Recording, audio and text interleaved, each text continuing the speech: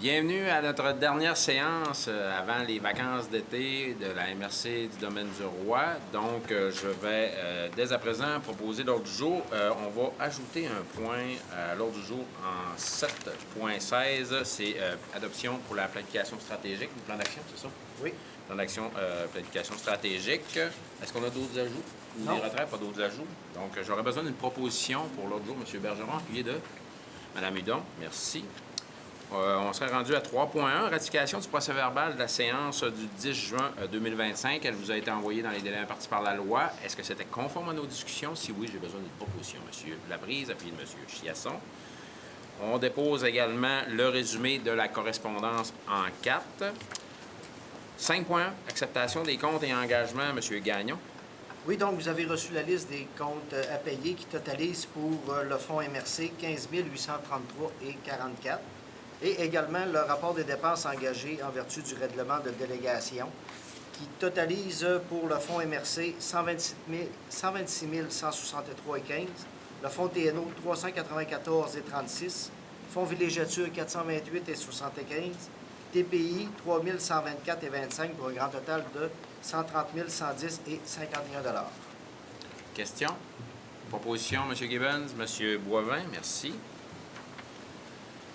5.2, approbation des états financiers de la MRC Domaine du Roi pour l'année 2024. Ceux-ci vont être présentés par M. Ouellette de la firme Mallette, c'est bien ça? Oui. Donc, M. Ouellette, on vous cède la parole. Merci beaucoup, M. Bergeron. On va commencer avec le sommaire de l'information financière consolidée de la MRC. Dans le fond, ici, là, au niveau du sommaire des résultats à des fins fiscales consolidées, en fait, c'est un petit peu un revenu-dépense de la MRC pour l'exercice terminé le 31 décembre 2024. On va s'attarder un petit peu plus à la deuxième colonne de gauche et la troisième colonne à partir de la gauche, qui est vraiment la partie de l'administration municipale, vraiment ce qui est contrôlé par, ce qui est vraiment du ressort de la MRC.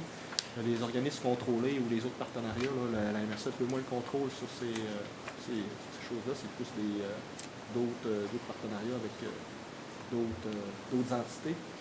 Et ce qui nous intéresse, dans le fond, on va comparer avec le budget 2024 avec les réalisations de 2024. Si on regarde, dans le fond, au niveau du budget qui avait été pour la MRC le 31 décembre 2024, au niveau des revenus de fonctionnement, il y avait un budget de 19 676 000. Il y a eu des réalisations de 17 833 000. Au niveau des revenus d'investissement, il n'y avait rien de budgété, ce qui est normal par rapport à des réalisations de 2 648 000. Et le total des revenus pour 2024 qui avait été budgété, 19 676 000. Il y a eu des réalisations de 20 482 000. Au niveau des charges budgétées de 20 750 000 et des réalisations pour 19 128 000. Ce qui amène, dans le fond, il y avait un déficit de budgété de 1 073 000. On arrive au courant de l'année avec un excédent de 1 353 000. On enlève les revenus d'investissement parce que ça dit que c'est des revenus d'investissement, c'est pas nécessairement pour les opérations courantes. On a des revenus d'investissement de 2 648 000 qu'on vient soustraire. Donc on arrive avec un déficit de fonctionnement avant la conciliation à des fins fiscales de 1 294 000 par rapport à un budget d'un déficit de 1 073 000 pour l'année 2024. Si on regarde au niveau des éléments de conciliation à des fins fiscales, on a les amortissements comptables qu'on vient ajouter de 685 000, parce que ce n'est pas des sorties de fonds pour la MRC, mais c'est plus des dépenses comptables. On a les financements de la dette à long terme, des activités de fonctionnement. On n'a rien cette année. On a les remboursements de la dette à long terme pour 1 585 000 par rapport à un budget de 1 443 000. Ça, on vient le soustraire parce que c'est une sortie de fonds pour la MRC. Au niveau on a des affectations aussi aux activités d'investissement pour 75 000. On est venu mettre aussi dans les excédents accumulés pour 614 000. Puis on a les autres éléments de conciliation de 2 851 000. Ce qui vous amène à la fin avec un excédent de fonctionnement des fins fiscales de 1 196 000 pour l'exercice terminé le 31 décembre 2024.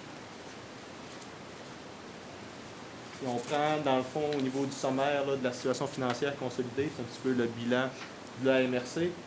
Si on prend, dans le fond, on va prendre la deuxième colonne à partir de la gauche, qui est vraiment la partie administration municipale. Au niveau là, des actifs financiers, là, il y a des trésoreries, équivalents de trésorerie là, pour 18 286 000. On a les débiteurs qui sont tous les montants à recevoir là, pour 5 569 000. Il y avait des prêts là, pour 908 000. On a des portefeuilles, là, des placements de portefeuille là, pour 25 128 000. On a les autres actifs financiers là, pour 4 891 000. Le total de des actifs financiers, là, 54 785 000. Au niveau des passifs, il y a des créditeurs et charges à payer là, pour 2 232 000. Des revenus reportés là, pour 11 534 000. Des dettes à long terme pour 25 757 000. Pour un total là, des passifs là, de 39 525 000. Ce qui vous amène avec un actif financier net là, de 15 259 000. Et on a les autres actifs, les actifs non financiers. L'immobilisation corporelle, là, 18 535 000. Et les autres actifs non financiers là, pour 705 000. Ça vous amène avec un total là, de 19 millions pour les actifs non financiers, 19 241 000. Et on a les excédents. Le total des excédents là, totalise là, 34 501 000. Là-dedans, là, il y a des excédents là, de fonctionnement non affectés là, pour 869 000. On a des excédents là, de fonctionnement affectés là, pour 3 419 000. On a des réserves financières et des fonds réservés là, pour 4 54 000. Il y a des dépenses là, contestées à taxer ou à pouvoir là, de 3 554 000 négatifs. Puis on a des investissements nets en immobilisation là, pour 29 718 000 pour l'exercice terminé le 31 décembre 2024. Ça fait le tour au niveau là, des états financiers là, de la MRC au 31 décembre 2024. Questions, commentaires par rapport aux états financiers? Ça va? Oui. On les adopte de ce pas? Oui. Proposition, Mme Hudon, M. Bouchard, merci. On serait maintenant rendu à l'approbation des états financiers du territoire non organisé de Lac-Achapmouchouam pour l'année 2024 maintenant. Toujours M. Ouellet.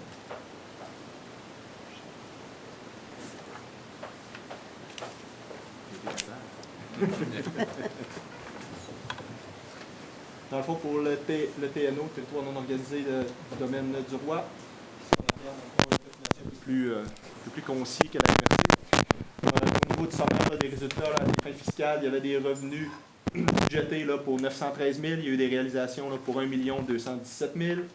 Il y avait des charges budgétées là, pour 913 000. Il y a eu des réalisations au niveau des charges là, de 1 248 000. Ce qui vous amène avec un déficit là, de 30 737 pour l'exercice du 31 décembre 2024.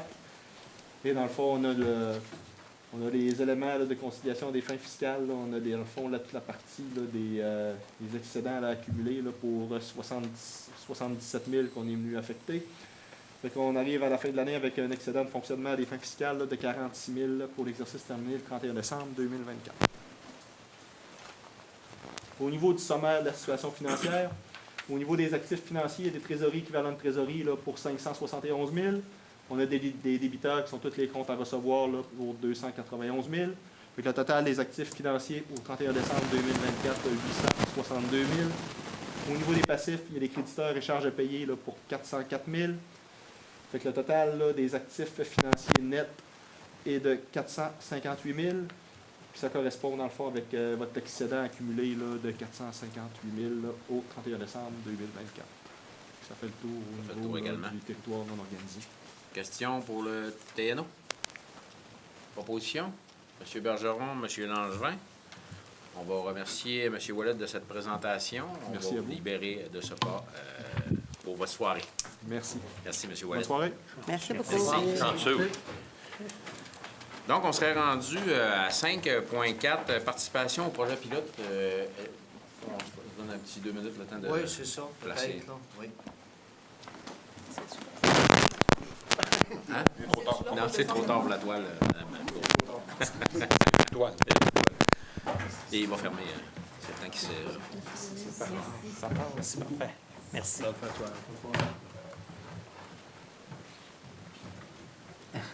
Parfait. Donc, on est rendu à 5.4, participation au projet pilote à l'élection du préfet. M. Gagnon.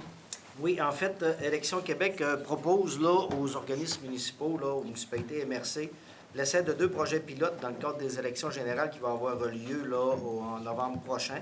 Donc, mais pour participer, si la MRC le désire, on doit adopter une résolution là, à cet effet.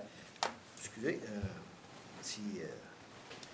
Parmi les 2 projets, le premier est une vitrine d'information présentant là, le profil des personnes candidates. Le projet vise à favoriser l'accès à l'information pour les électeurs et électrices, d'un accès là, aux propositions de l'ensemble des personnes candidates sur le site web de la MRC. Les informations ainsi que la photographie là, fournie par les candidats seraient sur le site web de la MRC. Le deuxième là, projet pilote qui est possible, c'est un nouveau modèle de bulletin de vote avec la photographie des personnes candidates. Ça vise à faciliter le vote des électeurs et électrices afin d'utiliser là, des bulletins de vote avec la photographie des candidats ou candidates. Par contre, dans ce deuxième volet-là, il y a des municipalités locales qui ont déjà manifesté l'intérêt de participer à ce projet pilote-là, mais en raison là, d'une particularité législative qui n'a pas été changée par le gouvernement, pour que les municipalités locales puissent participer, la MRC, elle, doit participer à ce projet pilote-là pour le permettre aux municipalités du territoire. Donc, ce soir, si vous voulez que les municipalités locales puissent participer au projet pilote sur la photographie, nous, il faut aller de l'avant. Puis pour le deuxième volet, au niveau de la vitrine d'information sur le site web, c'est libre à vous là, de prendre cette décision. Questions? Commentaires? Est-ce que ça vous convient? Oui. M. Bouchard, vous en faites la proposition, appuyé de Oui, M. Boivin. Donc, on va aller de l'avant du côté du projet pilote, l'ensemble du projet pilote. Oui, parfait, merci. On est à l'aménagement du territoire. 6.1.1, demande d'exclusion de la Commission de protection du territoire agricole du Québec là, pour la partie des lots 3 997 388 et 3 997 398 du cadastre Québec-Ville de Roberval. M. Bouchard. Oui. Ce soir, on vous présente là, un projet de résolution pour déposer une demande d'exclusion sur le territoire de Roberval. C'est un dossier qui nous a été présenté là, dans les derniers mois. Cette année, la grande la maison de l'auto, donc qui appartient à les immeubles. Donc, c'est un dossier qu'on avait déjà déposé à la CPA. On a fermé parce que notre demande n'était pas représentative là, du besoin. En fait, là, il y en a une partie qu'on considérait comme étant déjà autorisée par la CPTAQ qui ne l'était pas. Donc, après discussion avec la commission, on a décidé de fermer le dossier et de redéposer. Donc, ce soir, là, on vous propose d'adopter une nouvelle résolution là, demandant l'exclusion des lots 3 997 388 et 398 et de transmettre là, le tout à la CPTAQ. Proposition, M. Bergeron, appuyé de M. Gibbons. Merci. 6.2, approbation de la résolution 2025-128 PPC-MOA du côté de la Saint-Prime. Oui, donc on a reçu dans les dernières semaines là, de la municipalité de Saint-Prime la résolution 2025-128.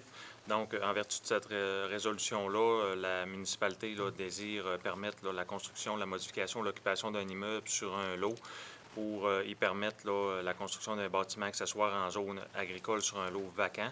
Donc, après analyse de la résolution, c'est une résolution qui est conforme et on vous propose de l'approuver. Proposition, M. Privé, appuyé de M. Chiasson. Merci. 6.1.3, approbation du règlement 25155, Ville de Saint-Félicien. Oui, donc la Ville de Saint-Félicien nous a transmis une modification de son règlement de zonage. Ça vise à créer une nouvelle zone résidentielle, à même 2 zones résidentielles là, qui sont situées dans le quartier des Pionnières. C'est derrière là, le secteur du IGA pour ceux qui connaissent le coin. Donc, après analyse du projet de règlement, c'est conforme et on vous recommande également de l'approuver. Madame Hudon, proposition, appuyé de M. Villeneuve. On est à 6.4, suspension des demandes de modification pendant la période de révision du schéma d'aménagement et de développement. Ça le dit pas mal. Oui, donc, comme vous le savez, là, la ministre des Affaires municipales et le gouvernement l'ont adopté en décembre 2024 les nouvelles orientations gouvernementales en aménagement du territoire. Donc, ces nouvelles orientations-là, ça vient avec une obligation pour l'ensemble des MRC là, de procéder à la révision de leur schéma d'aménagement d'ici décembre 2027, donc dans une période de 3 ans là, suivant l'adoption des OGAT. Donc, considérant là, que c'est un chantier quand même lourd qui nous attend là, au niveau de l'équipe du département d'aménagement du territoire et qu'on va de toute façon réviser l'ensemble de notre document pour se mettre à jour et respecter les nouvelles orientations là, du gouvernement, On vous recommande ce soir là, d'adopter une résolution qui suspendrait pour la durée de la révision du schéma là, la possibilité pour les municipalités de déposer des demandes de modification aux documents là, actuellement en vigueur. Évidemment, là, s'il arrive des projets d'importance pour le territoire, là, le Conseil aura toujours le loisir de réviser cette décision-là. Mais pour la durée de la révision, là, on pense que les demandes là, qui sont davantage mineures là, devraient être suspendues pour nous laisser le temps là, de mettre les efforts nécessaires pour procéder à la révision dans le délai qui nous est donné. Les délais, ça serait Bien, on parle de décembre 2027 pour compléter la révision. Là. Bon, c'était 3 ans à partir de l'adoption des nouvelles orientations gouvernementales. On a déjà un 6 mois de passé.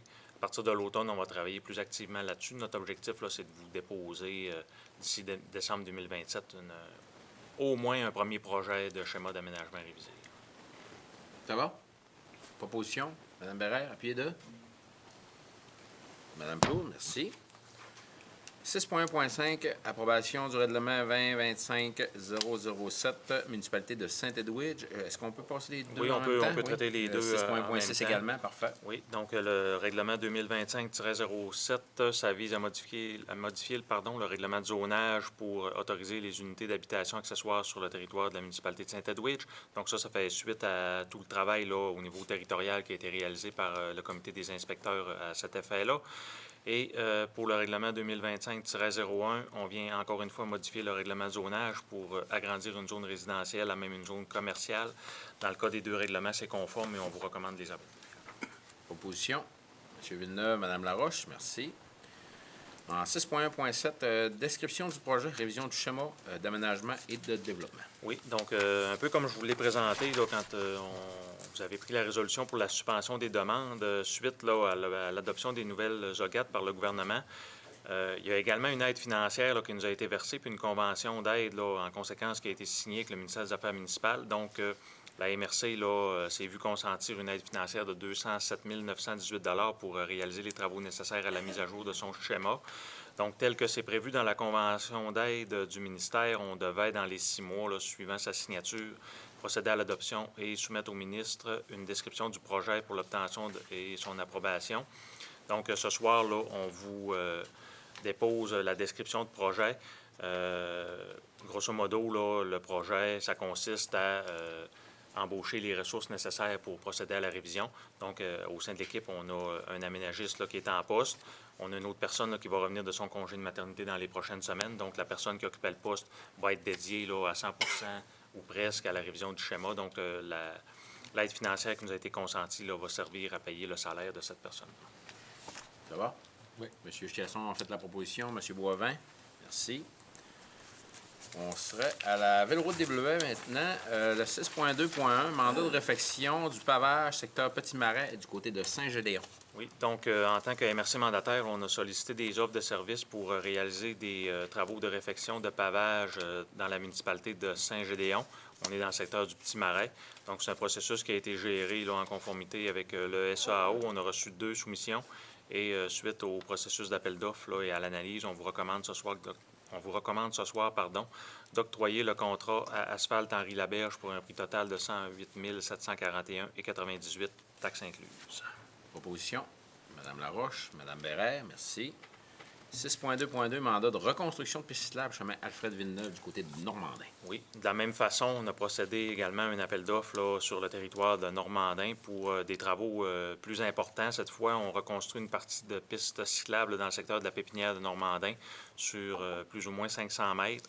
Donc, suite au processus d'appel d'offres, on a reçu une seule soumission et ce soir, on vous recommande d'octroyer le contrat à Trixeco pour un prix total de 182 810,25 taxes incluses. Mme Hudon, appuyé de M. Laprise, merci. Et 6.2.3, mandat de réfection de pavage piste cyclable Saint-Prime. Oui, donc cette fois, les travaux là, vont avoir lieu du côté de Saint-Prime. On va refaire le pavage là, de différentes sections de pistes là, pour toute la section qui est comprise entre Saint-Prime et Saint-Félicien. Donc, suite au processus d'appel d'offres, on a reçu 2 soumissions. Et ce soir, on vous recommande d'octroyer le contrat au plus bas soumissionnaire qui est Construction Roc-du-Four pour un prix total de 235 026 taxes incluses.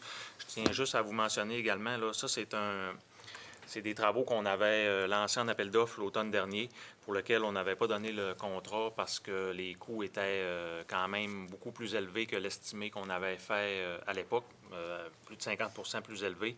Et également, on voulait attendre là, d'avoir la possibilité de redéposer le projet dans le programme Vélos 3 du ministère des Transports. Donc, le projet a été déposé. Là, on est admissible à une subvention de 50 %. On attend la réponse. Donc, c'est les raisons là, pour lesquelles on n'avait pas donné le contrat l'automne passé puis qu'on vous le représente ce soir. Ça va pour tout le monde? Proposition. M. Langevin, appuyé de Mme Belair. Merci, M. Bouchard. On serait rendu au développement territorial et socio-économique. 7.1, stratégie jeunesse en milieu municipal, Mme Brassard. Dans le cadre de la stratégie jeunesse municipale, on a présenté les autres avancées des travaux, ainsi que le sommaire du rapport de consultation jeunesse et la proposition de création de comité consultatif jeunesse.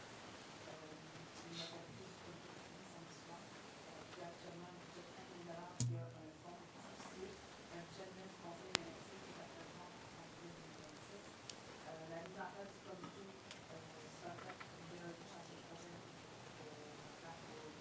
le suivi d'accompagnement de santé, le suivi de la médecine qui pourrait suivre le conseil évalué pendant 7 heures semaine à confirmer avec les ressources de la table de concertation jeunesse. Le comité relèverait directement la table de concertation jeunesse en partenariat avec la MRC.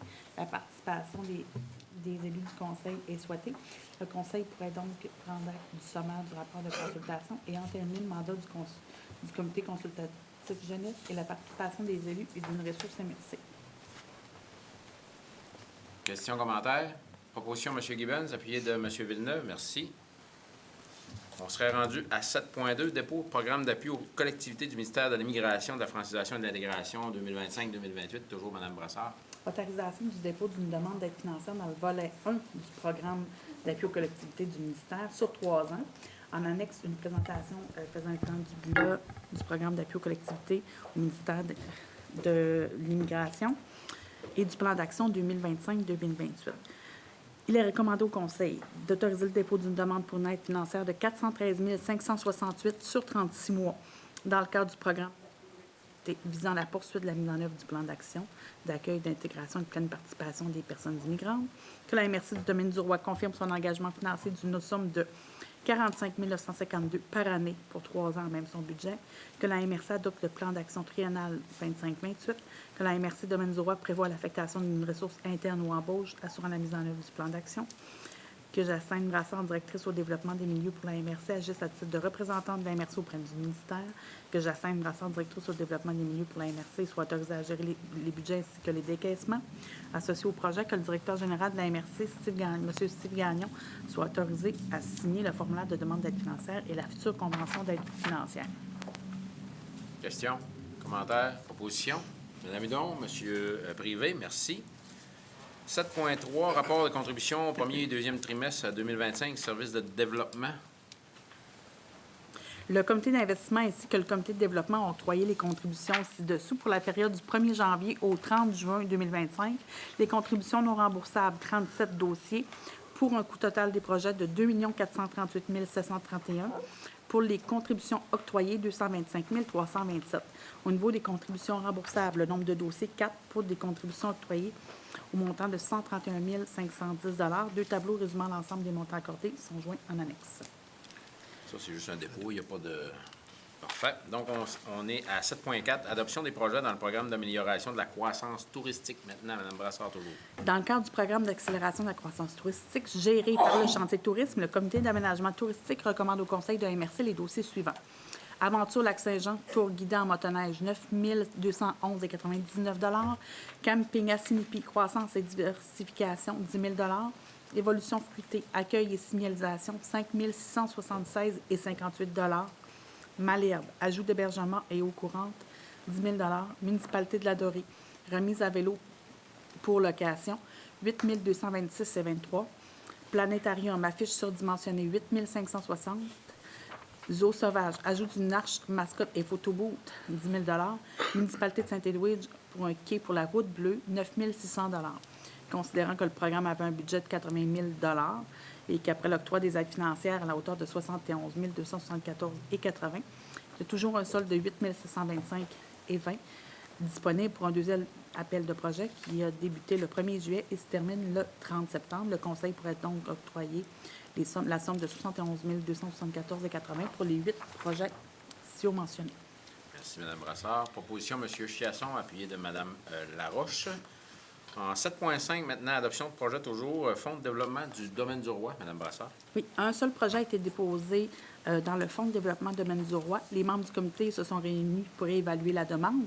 Le projet, c'est la bonification d'offres de loisirs sportifs pour la municipalité de Saint-André du Lac-Saint-Jean. Dans le volet local, un montant est recommandé de 21 046,17 $.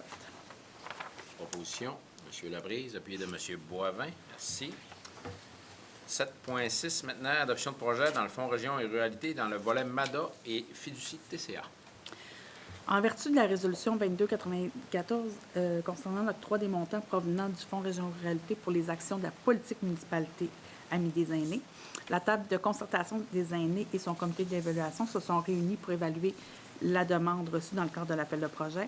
Après analyse, ils recommandent le projet suivant: exposition au fil du temps du Musée de la vieille fromagerie de Saint-Prime dans le volet MADA, 1 333 $.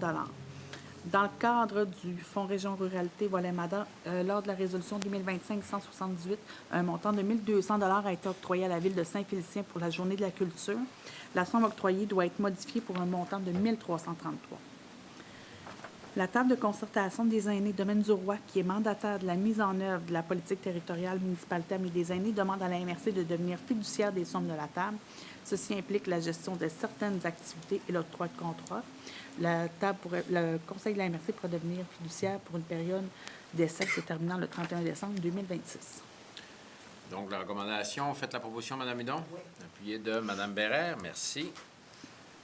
On est à 7.7, octroi d'un mandat pour des capsules, programme d'appui aux collectivités du ministère de l'Immigration, de la francisation et de l'intégration. Toujours, Mme Brassard. Dans le cadre de l'entente relative au PAC-MIFI signé entre les 3 MRC du Lac-Saint-Jean et le ministère de l'Immigration, un premier mandat avait été donné à Jimmy Larouche pour la réalisation de 4 vidéos promotionnelles au coût de 41 995 $.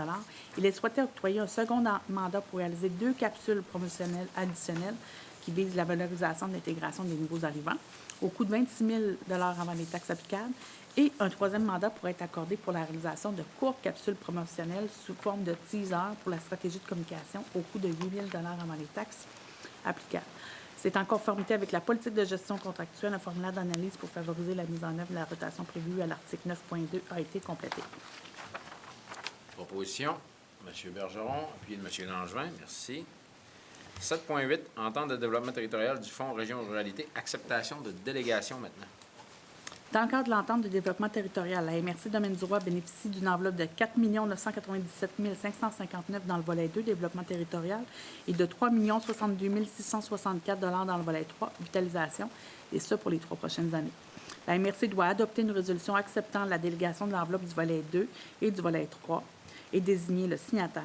À la suite du dépôt de la résolution, procéder à la signature de l'entente de développement. Proposition, M. Gibbons, appuyé de M. Bouchard. Merci. Je m'excuse, le préfet pourrait être désigné comme signataire. Est-ce que vous proposez toujours? Cloche pas. Merci. Donc, on s'est rendu à 7.9, priorité d'intervention et politique de projets structurants, Fonds, Région et Ruralité. Toujours, Mme Brassard. Oui, dans le cadre de l'entente de développement territorial, la MRC doit adopter par résolution ses priorités d'intervention pour 2025-2026, adopter par résolution la politique de projets structurants pour améliorer les milieux de vie. L'ensemble des documents adoptés doit être publié sur le site Web de la MRC, déposé à l'endroit indiqué dans le système de suivi intégré du Fonds Région Ruralité. Les documents ont été présentés. La MRC pourrait également, en 7-10, répartir une somme de 25 000 par municipalité, incluant la communauté de Mastoyache, provenant de l'enveloppe Fonds Région Ruralité pour 2025-2026, disponible pour utilisation dans le cadre du volet local de la politique de projets structurants pour améliorer les milieux de vie en respect au budget 2025. La MRC pourrait également nommer le comité du Fonds de développement Domaine du Roi pour faire l'évaluation des dossiers demandant une contribution. Donc, on va avoir trois points à autoriser. 2 points autorisés, le 7.9 et le 7.10, priorité d'intervention politique et projets structurants. 7.9, proposition. M. Chiasson, appuyé de Mme Laroche, merci. Et le 7.10, répartition des sommes locales au Fonds Région et Ruralité, M. Privé et M. Laprise. 7.11, rapport final de reddition de comptes des Fonds Région Ruralité. Mme Brassard. Oui, le Conseil de la MRC pourra adopter le rapport de reddition de comptes du Fonds Région Ruralité 2020-2025 pour la période du 1er avril 2020 au 31 mars 2025. L'entente relative à la gestion du FRR a permis la réalisation de plus de 375 projets socio-économiques pour des investissements totaux de 46,5 millions, dont 7 316 075 provenant du Fonds Région Ruralité. En vertu de cette entente, une copie du rapport doit être transmise au ministère des Affaires municipales et déposée sur le site Internet de la MRC pour consultation publique. Proposition, Mme Hudon. C'est une reddition, ça prend une résolution. Mme Laroche, merci. On est à 7.12, Comité culturel, entente de développement culturel. Mme Brassard. 7.12. Dans le cadre de l'entente de développement culturel 2025-2028, 2027 plutôt, je m'excuse, il y a une coquille. Une restructuration du comité culturel avait été sollicitée par le Conseil de la MRC lors de la séance du 21 janvier. Une proposition de rôle, mandat et composition a été présentée. Avec l'accord du Conseil de la MRC, l'appel de candidature pourrait être lancé du 9 juillet au 19 septembre. Les sollicitations de nomination seront faites pendant la même période. La directrice au développement des milieux, une ressource de son équipe ainsi qu'un partenaire du chantier de développement des communautés de la table des partenaires en santé et qualité de vie pourraient agir à titre de comité de sélection. Proposition pour cette résolution-là. Mme Laroche, appuyée de M. Chiasson, merci. Et cette... En 7.13, dans le cadre de la même entente de développement culturel, les conditions d'octroi du ministère de la Culture et des Communications incluent la mise en place d'un comité de suivi qui peut être formé d'un représentant du bénéficiaire, qui pourrait être Mme Jacinthe Brassard, directrice au développement des milieux, et d'un représentant du ministère de la Culture. Le comité peut s'adjoindre des ressources aux besoins dans la ressource de la MRC qui sera nommée en tant que chargé de projet. Le Conseil pourrait entériner ce comité de suivi. Proposition, Mme Hudon, appuyée de M. Villeneuve, merci.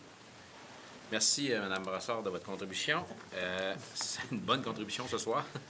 7.14, approbation des états financiers 2024, Corporation du Parc Val-Jalbert. Oui, donc conformément à la convention d'amphithéose qui est intervenue entre la MRC et la Corporation du Parc régional de Val-Jalbert, on doit annuellement approuver les états financiers de la corporation. Ces états financiers-là ont été adoptés en Assemblée générale annuelle de la corporation le 10 juin dernier. Donc, vous pouvez approuver par résolution ces états financiers-là qui présentent un excédent des produits sur les charges de 47 742 $ au 31 décembre 2024 et qui présentent là, au niveau du bilan un actif net là, de 4 891 894 $. Proposition, M. Boivin, puis M. Bouchard, merci.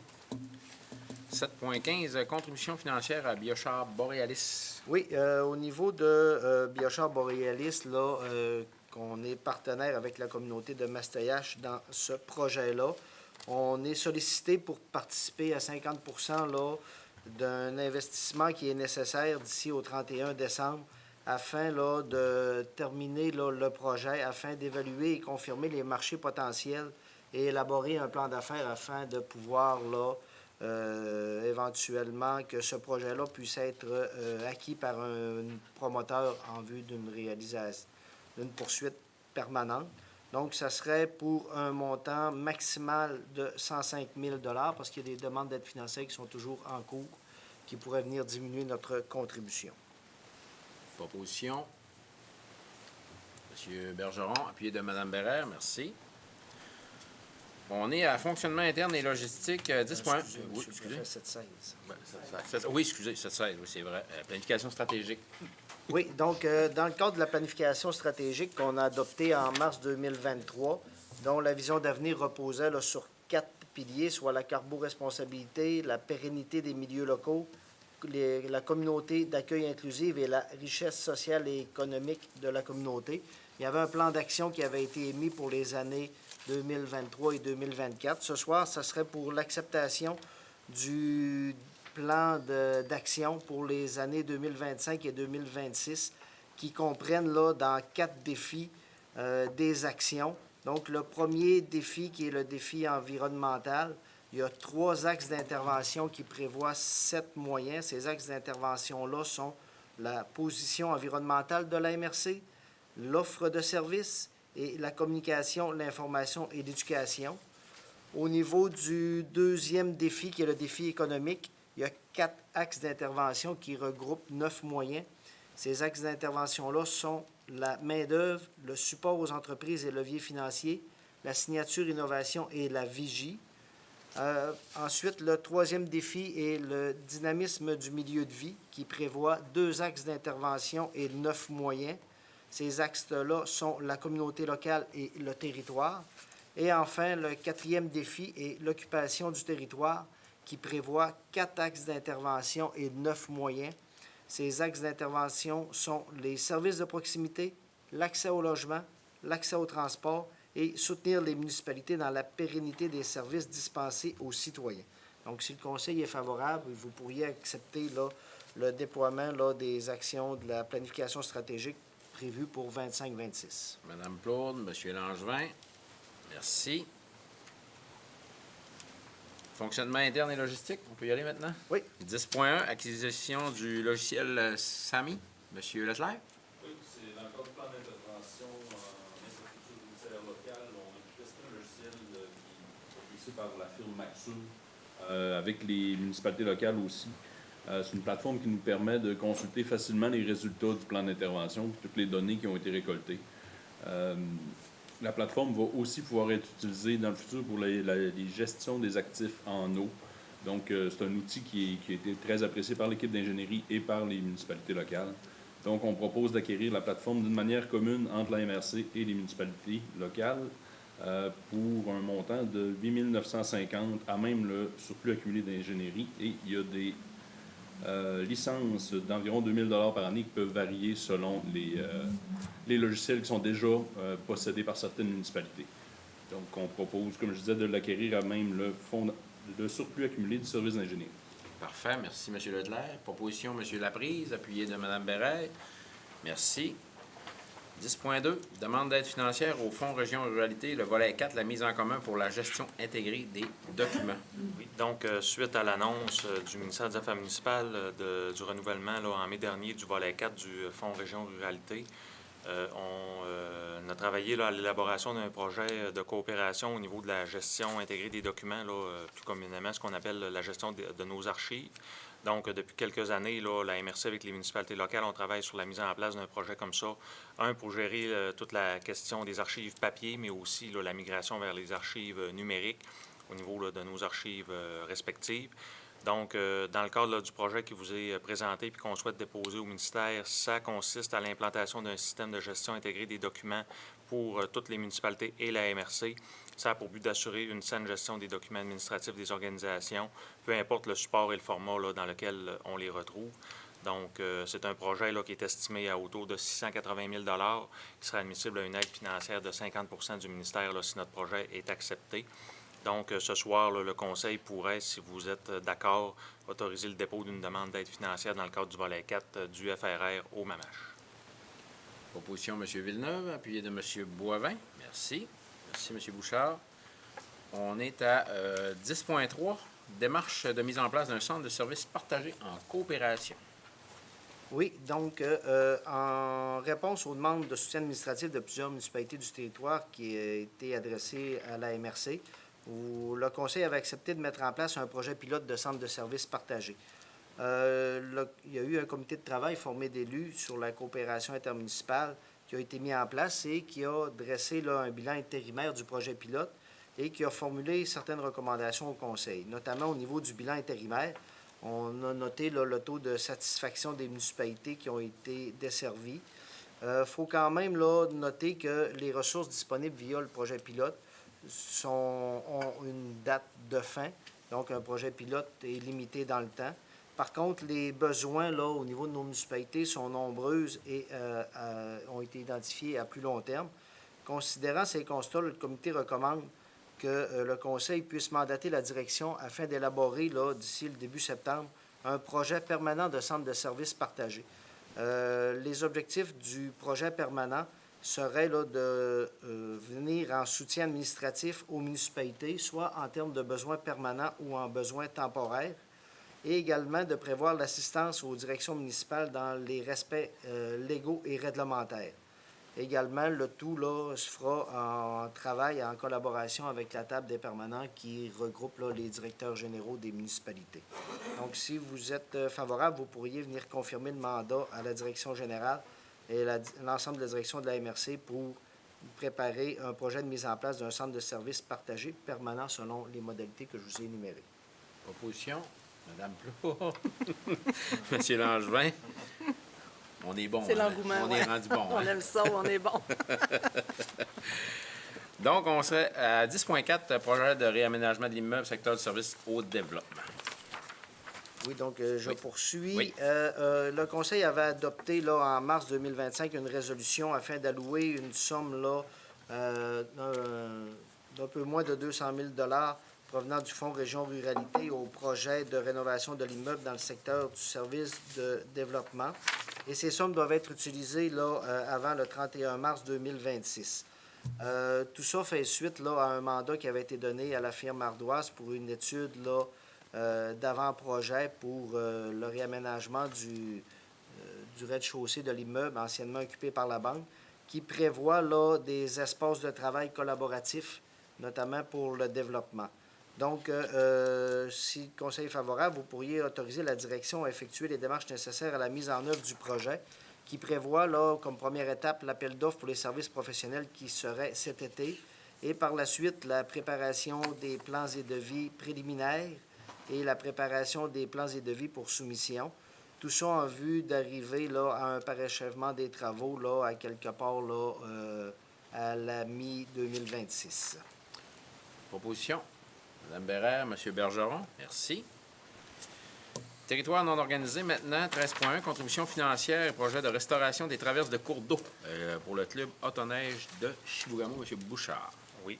Donc, comme plusieurs d'entre vous le savez, là, l'hiver dernier, le sentier de motoneige Trans-Québec 93 qui relie notre MRC avec le secteur de Chibougamau a été fermé là, pendant toute la totalité de la saison hivernale, puisqu'il y avait plusieurs ponts fermés par le ministère des Ressources naturelles et des Forêts.